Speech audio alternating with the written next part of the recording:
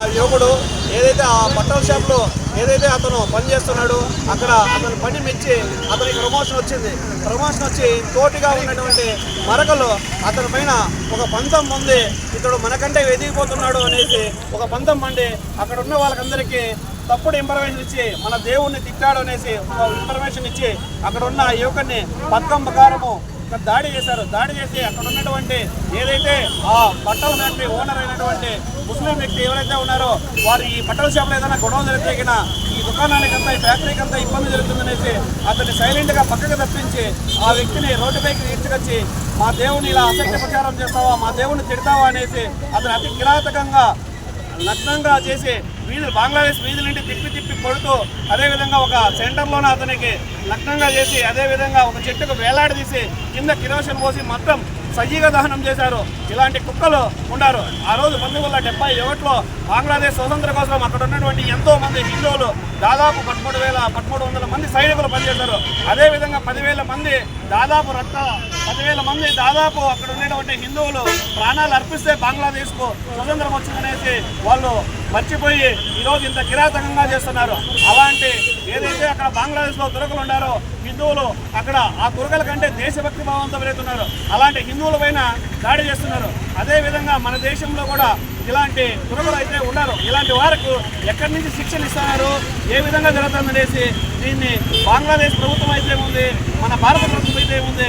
ఆ శిక్షణ అమాయకమైనటువంటి ముస్లిం సోదరుల్ని ఇక్కడ ఏం చేస్తున్నారంటే ఎరగా వేసి హిందూ ముస్లింల మధ్య గొడవలు అయితే పుట్టిస్తున్నారు. ఇలాంటి హిందూ ముస్లింల మధ్య గొడవలు పుట్టిస్తున్నారంటే ఏదైతే శిక్షణ కేంద్రాలు ఉన్నాయో ఆ శిక్షణ కేంద్రాన్ని వెంటనే భారత ప్రభుత్వం ఒకవైపు అదేవిధంగా బంగ్లాదేశ్ ప్రభుత్వం కూడా గుర్తించి వాటిపైన ఉక్కుపోదం మోపాలనేసి ఈరోజు యావత్ భారతదేశం అంతా విశ్వ హిందూ పరిషత్ అమర్దీప్ సింగ్ అనే అతనికి నివాళులు అర్పిస్తూ అదేవిధంగా ఏదైతే ఉగ్రవాద సమస్యలు ఉన్నాయో ఉగ్రవాదులకు ఏదైతే అమాయక ముస్లింలను ఎరగా వేసి వారికి మతాన్ని వంట పుట్టించి ఏదైతే హిందువుల మీద దాడి చేపిస్తున్నారో ఇలాంటి ఉగ్రవాద సమస్యలపైన ఉక్కుపోదం మాపాలనేసి బంగ్లాదేశ్ ప్రభుత్వానికి అదేవిధంగా మన దేశంలో కూడా మన రాష్ట్రంలో కూడా ఇలాంటి జరుగుతున్నాయి. మొన్న బలంగాల్లో జరిగింది, మొన్న రాయచూరులో జరిగింది. ఇలాంటి వాళ్ళని మొన్న ఢిల్లీలో కూడా మన బాంబ్లాస్ట్ చేస్తామని చెప్పి బెదిరిస్తున్నారు. దయచేసి భారత ప్రభుత్వం అయితే ఉంది దీన్ని గుర్తించి ఇలాంటి శిక్షణా కేంద్రాలపైన ఉక్కుపోదం మాపాలనేసి యావత్తు విశ్వ హిందూ పరిషత్ డిమాండ్ చేస్తుంది.